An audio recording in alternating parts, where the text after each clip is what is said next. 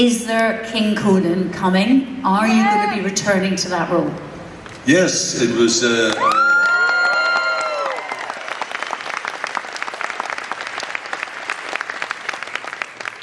That is true, and the movie wouldn't have worked if I would have done it 5 years after the first Conan, because the whole idea of King Conan is that he has been, for 40 years or so, the king, and he is older now, and he's not anymore in the shape that he was in his heyday, and now people are trying to take him out.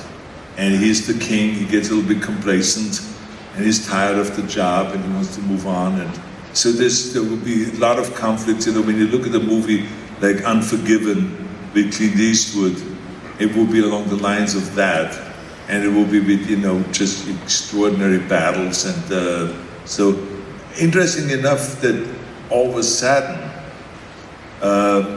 the film studios feel like that just to do a sequel or to do a copy of one of my movies doesn't work that well. They've tried it with Predator, they've tried it with Total Recall, and they've tried it with The Running Man now, and all of those films, and they feel like that doesn't work. We cannot replace Schnitzel. And so now they're coming to me after all these years, and they say, look, we want to do Commando #2, and we want to do another Predator with you. And we already hired the writer and the director for Conan, King Conan.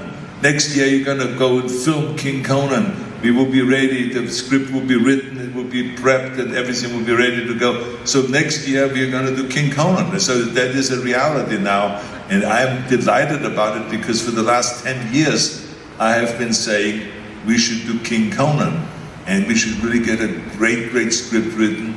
That someone that really understands Robert E. Howard, that understands the artwork of Frank Frazetta, and to really get into it and to continue on. And I want to have John Milius, the director of Conan 1, be maybe the producer of that.